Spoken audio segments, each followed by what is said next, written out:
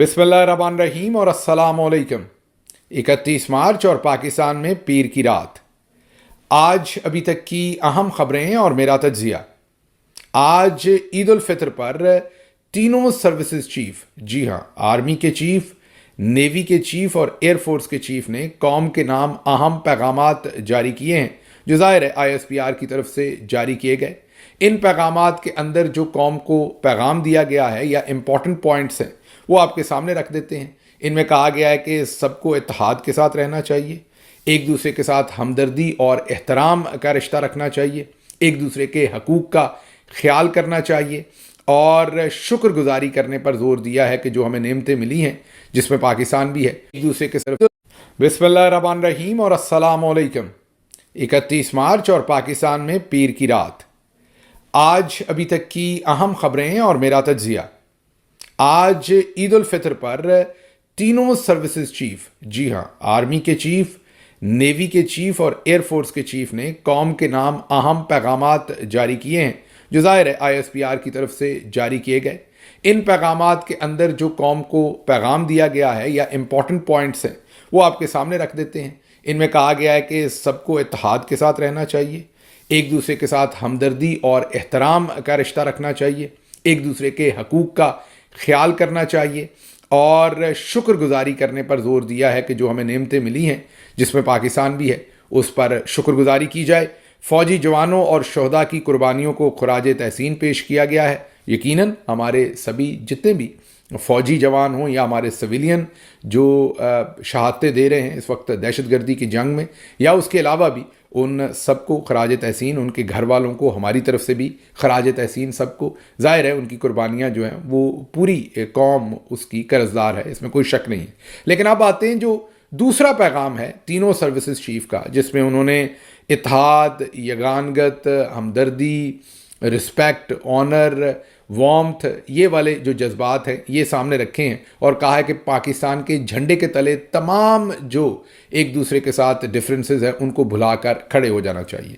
तो आज इसके कुछ अमली इक़दामात हुए हैं। ये जो आर्मी चीफ, नेवल चीफ और एयरफोर्स के चीफ के पैगामात हैं, इनमें जो अल्फाज हैं कि म्यूचुअल रिस्पेक्ट, यगानगत, हमदर्दी, एक कौम बनना, एक दूसरे के हकूक़ का ख्याल करना, एक दूसरे का एहतराम करना, पाकिस्तान के झंडे, मतलब जब हम झंडे की बात करते हैं तो पाकिस्तान का आइन कानून, उसका एहतराम करना, इन तमाम चीज़ों के कुछ अमली मुजाहरे हुए हैं। सबसे बड़ा अमली मुजाहरा जो है वो अडयाला जेल में हुआ है।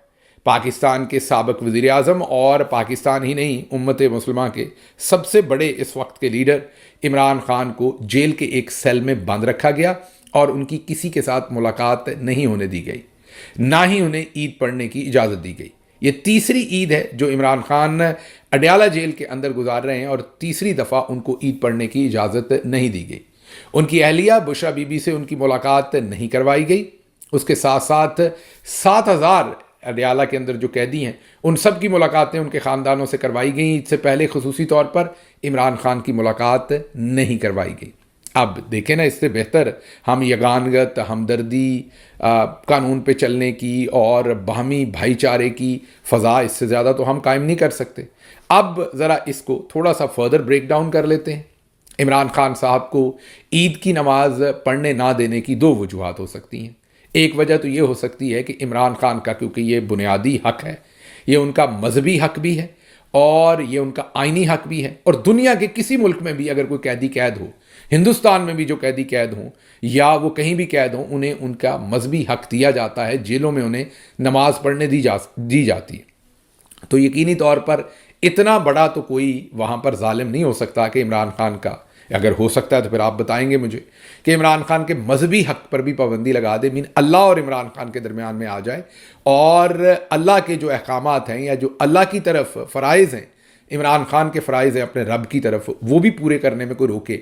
ये तो मैंने कोई नॉन इस्लामिक स्टेट को भी करते नहीं देखा। तो मेरा दिल तो नहीं मानता कि ये वजह हो सकती है कि कोई इतना ताकतवर अपने आप को समझता है को आपके मजहबी हकूक़ को भी रोक दे। तो ये वजह मेरे ख्याल में नहीं हो सकती। आप ज़रूर बताइएगा अगर आपको लगता है कि मामला यहाँ तक चला गया हुआ है। तो फिर दूसरी वजह ही हो सकती है, और वो वजह ये है कि कहीं वहाँ पर इमरान खान के लिए नारे ना लग जाए, ये डर था, ये खौफ था। या फिर तीसरी वजह हो सकती है कि हम सिक्योरिटी प्रोवाइड नहीं कर सकते। अब इसको ज़रा फर्दर डाइसेक्ट कर लेते हैं। اب عمران خان ایک کنٹرولڈ جیل کے اندر ہے، اڈیالہ جیل کے اندر۔ اڈیالہ جیل شاید پاکستان کی سب سے ہائی سیکیورٹی جیل ہے۔ نہ صرف یہ کہ وہاں پر سیاسی قیدی ہوتے ہیں، اس کے علاوہ بھی وہاں پر اس طرح کے بہت سارے ٹیررسٹ بھی ہیں جن کے بارے میں پوری قوم کو پتہ بھی ہے۔ بڑے بڑے نام جو ٹیررسٹوں کے ہیں وہ وہاں پر، اور اس کے علاوہ بہت ساری سیاسی شخصیات ماضی میں بھی اب بھی وہاں پر قید ہیں۔ تو اس وجہ سے ہائی سیکیورٹی جیل ہے، عمران خان صاحب بھی وہاں ہیں اس وجہ سے بھی۔ تو اگر ایک 5ویں بڑی فوج رکھنے والی ریاست، واحد اسلامی نیوکلیئر پاور جو ہے وہ اپنے ایک سابق وزیر اعظم جو کہ جیل میں قید ہے، ان کو جیل کے اندر بھی سیکیورٹی فراہم نہیں کر سکتی، مطلب کہ جیل کے اندر بھی انہیں عید کی نماز پڑھنے تک کی سیکیورٹی فراہم نہیں کی جا سکتی، تو پھر جو دنیا کے اندر ہماری تیسری رینکنگ ہے نیچے سے، نمبر 1 نیچے سے ہم تیسرے ورسٹ کنٹری ہیں جو سیکیورٹی کی سچویشن ہے پوری دنیا کے اندر، یہ رینکنگ عالمی جو جاری ہوئی تھی، تو پھر وہاں پر تو ہمیں پہلے نمبر پہ رکھ دینا چاہیے۔ تیسرے کا تو ایسے ہی پھر ایسے خواہ تردد ہی ہو رہا ہے، کیونکہ ہم جیل کے اندر سیکیورٹی پرووائڈ نہیں کر سکتے۔ اب ہمارے حالات دیکھیں کہ بلوچستان میں ہم نے سڑکیں بند کی ہوئی ہیں، جیل کے اندر ایک اپنے پرائم منسٹر کو ہم عید پڑھنے کے لیے سیکیورٹی نہیں دے سکتے، اور انویسٹرز کو کہہ رہے ہیں کہ آئیے ہمارے ملک میں $100 ارب انویسٹ کیجئے، ہم یہاں پر آپ کی سیکیورٹی کا بھرپور بندوبست کریں گے۔ اب ایک طرف سے یہ سچویشن ہے۔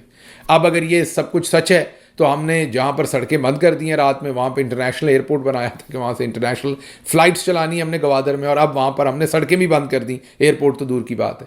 اب اگر یہ بات جھوٹ ہے اور عمران خان صاحب کی سیکیورٹی کا مسئلہ نہیں ہے اور سیاسی طور پر انہیں عید نہیں پڑھنے دی گئی، تو پھر یہ معاملہ اس سے بھی زیادہ گمبھیر ہے۔ پھر تو آپ مذہبی حق کو روک رہے ہیں سیاست کی نظر میں آ کے۔ تو آپ خود سوچ لیں، جدھر بھی جائیں آپ کو بھیانک اندھیرا ہی نظر آ رہا ہے۔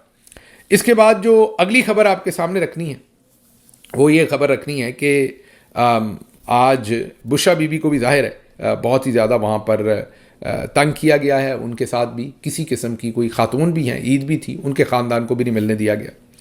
پھر وزیر اعظم شہباز شریف صاحب نے بھی پیغام دیا، عید پر اخوت، محرومیوں سے جو محروم ہیں ان سے ہمدردی کی اپیل کی ہے، جعفر ایکسپریس کے سانحے کے شہداء کے لیے دعا کی ہے، لیکن ان کی تحقیقات پر مکمل خاموشی ہے۔ وہاں پر اگر کوئی سیکیورٹی لیپس ہوا ہے، کوئی انٹیلیجنس لیپس ہوا ہے، اس پر کوئی بات نہیں ہے، وہاں پر مکمل ہماری خاموشی ہے۔ تنقید کریں تو پھر آپ کو ملک دشمن قرار دے دیا جاتا ہے۔ اچھا، پھر جو ڈرون حملے کے اندر وہاں پر ہلاکتیں ہوئی ہیں، جاں بحق ہوئے ہیں لوگ، وہاں پر اب کہا جا رہا ہے کہ وہ سارے دہشت گرد تھے۔ جی ہاں، لوگوں کے زخموں پر نمک چھڑکا جا رہا ہے۔ ایک طرف آپ غور کریں کہ جو خیبر پختونخوا کے وزیر اعلیٰ ہیں وہ بھی کہہ رہے ہیں، وہاں کے وزیر جو ہیں ڈاکٹر امجد وہ بھی کہہ رہے ہیں، اخبارات بھی کہہ رہی ہیں، ان کے ویڈیو میسیجز بھی ہیں، جن کے خاندان والے وہاں پر جاں بحق ہوئے، وہ کہتے ہیں ہم سویلین ہیں، ہم انوسینٹ ہیں، ہمارا دہشت گردوں سے کوئی لینا دینا نہیں۔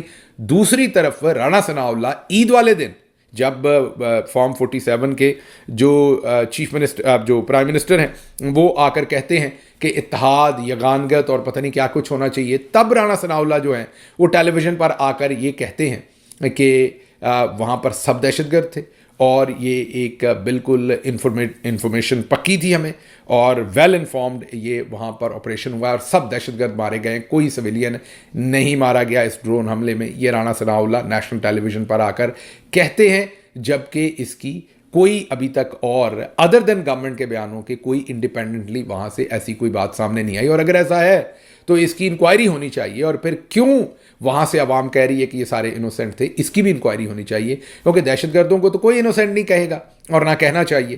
تو یہ اب آپ دیکھیے کہ پاکستان کے اندر کیا مذاق چل رہا ہے کہ وہاں پر جو وزیر گئے ہیں متعلقہ، جو وہاں پر عوام ہے وہ سڑکوں پر لاشیں رکھ کر احتجاج کری۔ اب دہشت گرد تو سڑکوں پر لاشیں رکھ کر احتجاج نہیں کریں گے، خواتین اس کے اندر، نوعمر بچے جو ہیں اس کے اندر جاں بحق ہوئے ہیں۔ تو ایک طرف رانا ثناء اللہ عید والے دن نمک چھڑک رہے ہیں اور بات کو بڑھا رہے ہیں، اور دوسری طرف عطا تارڑ نے ایک نیا بیان ٹھوک دیا ہے۔ اس نے بیان یہ دیا ہے کہ وہاں پر ڈرون حملہ ہوا ہی نہیں ہے۔ جی ہاں، ڈنٹونک نے یہ کہا ہے کہ وہاں پر زمینی آپریشن ہوا ہے اور 17 لوگ وہاں پر جو ہیں وہ جاں بحق کیا ہلاک کیے گئے ہیں، اور وہ تمام کے تمام دہشت گرد تھے. وہاں پر تو کوئی ڈرون حملہ ہوا ہی نہیں. اب آپ جائیں تو کس طرف جائیں؟ ایک طرف سروسز چیف کا پیغام ہے، دوسری طرف فارم 47 کے وزیر اعظم کا ہے، تیسری طرف انہی کے مشیر جو ہیں وہ کہہ رہے ہیں کہ ڈرون حملہ ہی ہوا تھا اور سارے کے سارے دہشت گرد تھے. تیسری طرف ڈنٹونک ان کے جو انفارمیشن منسٹر وہ کہتے ہیں کہ کوئی آپریشن نہیں ہوا، کوئی ڈرون حملہ نہیں ہوا، زمینی آپریشن تھا. 17 لوگ وہاں پر ہلاک ہوئے ہیں اور سبھی کے سبھی دہشت گرد تھے. آپ بتائیں قوم جائے تو کس طرف جائے؟ معاملات جو ہیں وہ سارے کے سارے آپ کے سامنے ہیں. آگے جی، چیف جسٹس صاحب نے بھی بیان ٹھوکا ہے. عید کا دن تھا، ظاہر ہے انہوں نے بھی آپ سب کو مبارکباد دینی تھی، دیں بھی کیوں نہ، کیونکہ ان کی تو دبئی لگی ہوئی ہے. وہ تو آرام سے عیاشی فرما رہے ہیں، کام کوئی ہے نہیں. چیف جسٹس ان کو رہنے نہیں دیا گیا. مراد چیف جسٹس والی ہیں، ذمہ داریاں چیف جسٹس والی نہیں ہیں. تو انہوں نے کیا کہا ہے؟ انہوں نے کہا کہ قانون کی حکمرانی کا اعادہ کرتے ہیں، لیکن عدلیہ کی کارکردگی پر سوال اٹھا دیا. 136ویں نمبر پر ایسے ہی تو آپ ہیں نہیں. آپ نے اگر تھوڑا سا قانون کی حکمرانی کا مزید اعادہ کیا تو جناب ہم نمبر 1 نہیں ہو جائیں گے اس طرف. تو آپ اعادہ نہ ہی کریں، آپ آرام سے سوئیاں شوئیاں کھائیں. آپ یہ کس چکر میں پڑ گئے ہیں؟ اور دوسری طرف اگر ہم کراچی میں حالات دیکھیں تو فرحان ملک سینئر جرنلسٹ ہیں، ایک وفادار پاکستانی، ایک لائل پاکستانی، ایک خالص پاکستانی ہیں. رفتار.com کو چلاتے ہیں، سوشل میڈیا کا ایک نیٹ ورک. اس سے پہلے سما ٹی وی کے ڈائریکٹر نیوز رہے. انہوں نے آج 10 بجے ان کا آج ریمانڈ کی پیشی تھی ملیر کورٹ کے اندر. ان کا پورا خاندان عید والے دن، جی ہاں درست سن رہے ہیں، عید والے دن وہ سارے 10 بجے صبح سے، بلکہ 9 ساڑھے 9 بجے ہی ملیر کورٹ آ گئے، کیونکہ 10 بجے انہیں لے کے آنا تھا. اور جو جج صاحب تھے، کیونکہ جو مجسٹریٹ تھے وہ عید میں بزی ہوں گے، انہیں اس بات کا کوئی خیال نہیں آیا کہ ان کا خاندان ہوگا، وہ مقدمے میں دیکھوں اگر وہ بے گناہ ہیں تو انہیں رہا کروں. وہ 1 بجے آئے، درست سن رہے ہیں آپ، وہ دوپہر کے 1 بجے آئے. 1 بجے آگے انہوں نے مقدمہ سنا. جو مقدمے کے اندر ثبوت پیش کیا گیا، جس گواہ کو پیش کیا گیا، اس نے جب آ کے عدالت میں فرحان ملک کو دیکھا، اس نے کہا جی میں تو ان کو پہلی دفعہ دیکھ رہا ہوں، میں نے تو آج تک ان کو پہلے نہیں دیکھا. اب اس کے ساتھ ہی مقدمے سے فرحان ملک کو ڈسچارج کرنا چاہیے تھا، باعزت بری کرنا چاہیے تھا، لیکن کیونکہ اوپر سے احکامات کچھ اور ہیں تو جج صاحب نے انہیں جوڈیشل کر دیا، انہیں جیل بھیج دیا. تو یہ تو حالات ہیں. اور دوسری طرف چیف جسٹس کہتے ہیں کہ ملک میں انصاف دینے کا اعادہ کرنا ہوگا، قانون کی حکمرانی کا اعادہ کرنا ہوگا. جناب نظام دین کی حکمرانی کا اعادہ آپ نے کیا ہوا ہے، وہی کام چل رہا ہے، وہی چلے گا، اور کچھ مجھے ہوتا ہوا نظر نہیں آ رہا. اگلی خبر کی طرف بڑھتے ہیں. پی ٹی آئی کے آج سینٹرل آفس نے ایک نوٹیفیکیشن جاری کیا. بہت عمدہ نوٹیفیکیشن ہے، بہت عمدہ ہدایت ہے، پرووائڈڈ کہ ہمارے ایم پی اے اور ایم این ایز جو ہیں وہ اس پر عمل بھی کریں. اور وہ ہدایت یہ ہے کہ شہداء جتنے بھی ہیں پاکستان تحریک انصاف کے اس ساری موومنٹ کے اندر، اور جتنے بھی قیدی ہیں جیلوں کے اندر، وہ رہنما ہوں یا ورکرز ہوں، اور جتنے بھی لوگ جنہوں نے اس کے اندر سفر کیا ہے، ان کے گھروں پر ہمارے تحریک انصاف کی leadership, M N As, M P As, ticket holder ضرور جائیں، ان کے خاندانوں سے ملاقات کریں، ان کے خاندانوں سے یکجہتی کا اظہار کریں، اور ان کو احساس دلائیں کہ پی ٹی آئی ایک فیملی ہے، پوری قوم جو ہے وہ ان کے پیاروں نے جو قربانیاں دی ہیں اس کے ساتھ کھڑی ہے. بہت ہی عمدہ نوٹیفیکیشن ہے. امید کرتے ہیں کل دیکھیں گے بھی کہ کتنے لوگ گئے ہیں آج پورے عید کے دن میں، کتنے لوگوں نے اس سارے پروسیس میں حصہ لیا ہے، اور اس کے اوپر نظر رکھیں گے. لیکن یہ ایک اچھا آج فیصلہ تھا میرے خیال میں، اور اس کو ہونا چاہیے تھا. اچھا جی، اب اگلی خبر کی طرف بڑھتے ہیں. اگلی خبر بہت ہی حیران کن ہے. جیدہ جی ہاں، جاوید چودھری صاحب نے عید پر نئی ریسرچ شائع کی ہے. جاوید چودھری صاحب نوبیل پیس پرائز کے لیے بہت ہی زیادہ اتاولے ہوئے ہیں. ان کو لگ رہا ہے کہ اگر میں بڑی ریسرچ کوئی نہ کوئی اگلے چند دن میں کر دوں گا تو مجھے نوبیل پیس پرائز مل جائے گا. اب انہیں نوبیل پیس پرائز تو شاید ملے یا نہ ملے، لیکن مجھے لگتا ہے کوئی نہ کوئی ضرور مل جائے گا. تو اب انہوں نے یہ کہا ہے کہ خوراک کے انسان پر گہرے اثرات ہوتے ہیں. انہوں نے یہ بتایا کہ اگر کوئی خاتون 4 بچوں کو چھوڑ کر آشنا کے ساتھ بھاگ جاتی ہے تو اس کی بڑی وجہ اس کی خوراک ہوتی ہے. جی ہاں درست سن رہے ہیں، آپ غلط نہیں سن رہے، میں ایسے ہی مغالطہ نہیں کر رہا. یہ میں آپ کے سامنے وہی رکھ رہا ہوں. میری جرت کہ میں ایسی بیہودہ بات کہوں یہ جیدہ جی نہیں کی ہے. اس کے بعد انہوں نے کہا کہ اگر کوئی شخص اپنی والدین کی نافرمانی کرتی ہے کوئی اولاد، تو وہاں بھی خوراک کی جو ہے نا وہ وجہ ہوتی ہے. خوراک تبدیل کریں تو کریکٹر بھی ٹھیک ہو جائے گا عورت کا. جو آشنا کے ساتھ 4 بچوں والی عورت بھاگی ہے, اس مرد کا کوئی چکر نہیں ہے جس نے بھگایا ہے, اس کی طرف جیدہ جی نے اس کی خوراک بدلنے کی بات نہیں کی, عورت کی ہے. تو عورت کا کریکٹر بھی جیدہ جی ٹھیک کر رہے ہیں خوراک سے. اولاد بھی جو ٹھیک نہیں ہے وہ بھی خوراک سے تبدیل ہوتی ہے. اب ظاہر ہے جو میں یہ لغویات کو یقین تو اس پر ہوگا نہیں, تو سن لیں خود سے. بیٹا جو اپنے باپ کے ساتھ گستاخی تو نہیں کر سکتا, لیکن اگر بیٹا کر رہا ہے تو پھر اس کا مطلب کوئی نہ کوئی اور وجہ ہے. یا اپنا باپ جو ہے یا ماں ہے وہ اپنے بچوں کے ساتھ لڑ رہی ہے, یا اپنے 4 بچوں کو چھوڑ کے وہ آشنا کے ساتھ بھاگ رہی ہے, تو آخر کوئی نہ کوئی وجہ تو ہوگی نا اس کے. اور یہ وجہ یاد رکھیے گا, یہ خوراک ہے. یعنی اگر آپ صرف اپنی خوراک بدل لیں تو آپ کا لائف سٹائل بدل سکتا ہے. آپ کرمنل سے ایک بہت اچھے انسان بن سکتے ہیں, اور اگر آپ اپنی خوراک کو بدل رہے ہیں تو آپ بہت اچھے انسان سے خوفناک کرمنل بن سکتے ہیں. اب سوال یہ ہے کہ اس کا کوکنگ آئل سے کیا تعلق ہے. کوکنگ آئل سے بڑا گہرا تعلق ہے, یہ ہم آپ کو آج کی ویڈیو میں بتائیں گے. میرے ساتھ گرو زاہد عرفان صاحب بیٹھے ہوئے ہیں. سن لیا آپ نے, یہ ہمارے دانشور ہیں, ان کا نام جیدہ جی ہے, اور انہوں نے یہ فرمایا. تو اب آپ سب کے کریکٹر میں جو بھی تھوڑی بہت جھول ہے وہ خوراک سے ٹھیک کریں, آپ باقی سارے کام چھوڑیں. ہاں یہ ضرور ذہن میں رکھیں, جیدہ جی نے یہ نہیں بتایا کہ خوراک حرام کی ہو یا حلال کی ہو, اس سے بھی کوئی فرق پڑتا ہے کہ نہیں. اس پر جیدہ جی مکمل خاموش ہیں. آگے بھی وہ کچھ بڑھ گئے, اس کے آگے بھی انہوں نے کوئی کام ڈال دیا. عید کا دن ہے تو انہوں نے کہا کہ تڑکا اور لگا دیتے ہیں. وہ جو مریم صفدر ہماری بہن ہے, ان کے اور کیپٹن صفدر کے تعلقات پر بھی تحقیق کرتے رہے, اور وہ بھی نیشنل ٹیلی ویژن پر. انہیں پوچھتے رہے ہیں کہ شادی سے پہلے آپ انہیں دیکھتے تھے, آپ ان سے بات کرتے تھے, آپ انہیں میڈم کہتے تھے, مسکراتے تھے ان کی طرف دیکھ کے یا نہیں, آپ جو آپ کے سالے ہیں ان سے آپ کی دوستی تھی, گپ شپ تھی, آپ کے جو سسر ہیں ان سے کس طرح کی فرینکنس تھی. مطلب ان کا دل تو کر رہا تھا کہ وہ جب سہیل وڑائچ صاحب کی طرح ایک دن جیو کے ساتھ میں اور زیادہ بڑھ جائیں. اور بس مجھے حیران ہی کیا جیدہ جی نے کہ ظاہر ہے وہ دونوں چلیں پولیٹیکل سپیس میں ہیں, اب ان کی شادی ہوئی ہے تو بچے ہیں ان کے بڑے بڑے, بلکہ آگے بچوں کے بچے ہیں. تو جیدہ جی یہ کس تحقیق میں آپ پڑ گئے ہیں. لیکن بہرحال جیدہ جی جو ہیں وہ بہت مزے لے کر, جیدہ جی کہیں آپ کی بھی خوراک بدلنے والی تو نہیں ہوئی, مجھے یہ بتا دیں. لیکن یہ آپ کو پھر یقین نہیں ہو رہا تو سنیں ذرا جیدہ جی نے کیپٹن صفدر صاحب کے ساتھ کیا بات چیت کی. اچھا, اس سے پہلے مریم صاحبہ سے کبھی ملاقات ہوئی تھی آپ کی؟ ویسے میں دیکھتا رہتا تھا, جس طرح وہ ہوتا ہے کیا حال ہے السلام علیکم, وہ اس طرح کا نہیں. ٹھیک ہے, ٹھیک ہے. آپ ان کو میڈم کہتے تھے, اس کو کیا کہتے تھے؟ نہیں, اتنا کبھی نہیں ہوا. کبھی ایسی بات میڈم تو میں اب بھی نہیں کہتا ہوں. اچھا, اور اس وقت یہ ہے کہ بس میڈم اور یا کچھ بھی نہیں کہتے؟ نہیں, وہ کبھی بیگم صاحبہ جب آئے, فیملی آئے, تو وہ اتنا وہ نہیں تھا. ٹھیک. اور حسین صاحب اور حسن صاحب, ان دونوں سے رابطہ تھا آپ کا اس وقت؟ وہ اتنا نہیں تھا, وہ فیملی کا اپنا بس ایک ڈسٹنس تھا. ہاں جی, وہ. اور میاں صاحب کے ساتھ بھی کوئی فرینکنس نہیں تھی اس وقت کبھی؟ آج تک نہیں ہے. آج تک ٹھیک نہیں. وہ ڈسٹنس پہ رہتے ہیں؟ نہیں, وہ میں تو کبھی وہ یونیفارم پہنا ہوا تھا باس کو, تو کبھی نہیں, مگر بات سچ کرتا تھا. آج بھی سچ کرتا ہوں. سن لیا آپ نے. وہ بیچارے کہہ رہے ہیں کہ میرا تو بہت فاصلہ ہے مریم صاحبہ سے, میں تو فاصلے پہ رہتا ہوں. پھر انہوں نے کہا میڈم کہتے ہیں, انہوں نے کہا نہیں میں میڈم نہیں کہتا. پھر بعد میں کہا کہ جب مہمان وغیرہ آئے ہوں تو تب ذرا میں کہہ لیتا ہوں. تو اور وہ بیچارے کیا کریں, اس سے آگے ان کے پاس جواب دینے کو اور کیا ہے, جو یہ ساری باتیں ہو رہی ہیں. اچھا جی, اگلی خبر آپ کے سامنے جو رکھنی ہے وہ ایک عسکری ٹاؤٹ ہیں, ہم کہیں گے یا صحافی کہہ لیں انہیں, جو بھی کہنا ہے آپ نے, ان کی مرضی. سینئر صحافی ہیں ویسے, انہوں نے عسکری صحافی کہہ لیں, چلے ٹاؤٹ ذرا تھوڑا سا ہارڈ لفظ ہو جائے گا ان کے لیے. عمران وسیم صاحب, انہوں نے کہا ہے کہ آرمی چیف نے تحریک انصاف کے خلاف طبلِ جنگ بجا دیا ہے. یہ انہوں نے نہیں, نصرت جاوید صاحب نے بتایا تھا کہ عید کے بعد بہت سختی آنے والی ہے تحریک انصاف پر, اور اس دفعہ آرمی چیف کھل کر جو ہے وہ مظالم کریں گے. اب یہ عمران وسیم صاحب کہہ رہے ہیں کہ آرمی چیف نے تحریک انصاف کے خلاف طبلِ جنگ بجا دیا ہے. اس بار آرمی چیف اسلام کا بھی خیال نہیں کریں گے. ہیں کیا مطلب اسلام سے نکل کر کچھ کریں گے؟ مطلب یہ میری سمجھ سے باہر ہے. وہ تو حافظ قرآن ہے, اسلام کا خیال کیوں نہیں کریں گے؟ مطلب کیا کہنا چاہ رہے ہیں یہاں پر عمران وسیم کے اس بار اسلام کا بھی خیال نہیں ہوگا تو کس کا خیال ہوگا؟ مطلب کہ کیا ہوگا پھر؟ کسی اور مذہب کے مطابق ٹریٹ کیا جائے گا تحریک انصاف کو یا کیا؟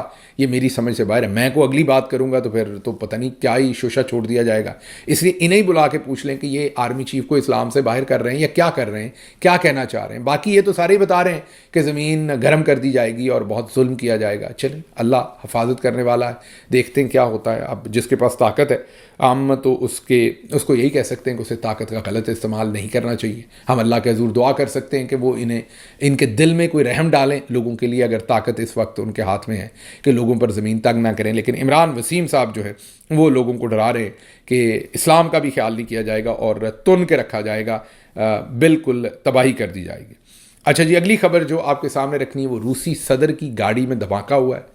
وہ گاڑی جس میں شاید وہ بیٹھتے بھی تھے, اور یہ گاڑی ان کو شاید کوریا کے کسی ملک سے, کوریا, جنوبی کوریا شاید, یا کوریا سے انہیں گفٹ ملی تھی. اب یہ نہیں سمجھ کے اس کے اندر بم رکھا گیا, کیا ہوا, لیکن بہرحال ان کی گاڑی جو ایک ان کے کانوائے میں ہوتی ہے وہ اڑ گئی, اور اس پر ظاہر ہے بڑی تشویش ہے وہاں پر, اور یہ ڈیولپمنٹ بھی بہت ہی میجر ڈیولپمنٹ ہے وہاں سے جو ہمارے سامنے آ رہی ہے. خبریں اور بھی تھیں لیکن مجھے یہاں سے اجازت دیجیے. آپ کو ایک دفعہ پھر عید کی بہت بہت مبارکباد. اللہ آپ کا حامی و ناصر ہو. پاکستان زندہ باد.